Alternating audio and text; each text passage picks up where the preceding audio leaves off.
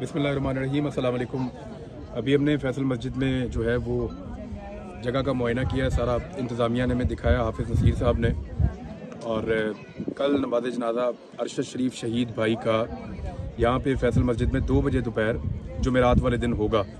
तो आप सबसे गुजारिश है, आपकी आसानी के लिए हम यहाँ खड़े होकर आपको बता रहे हैं कि इस मस्जिद में आप पहुँचिए और 1:45 बजे तक कोशिश करें तमाम लोग यहाँ पे आ जाएँ। यहाँ पे 1 बजे ज़ोहर की अज़ान होती है, 1:15 बजे यहाँ पे नमाज होती है और उसके बाद अनाउंसमेंट होती रहेगी और तमाम लोगों को गाइड किया जाएगा कि यहाँ पे अरशद शरीफ शहीद का नमाज जनाजा वो आकर पढ़ें।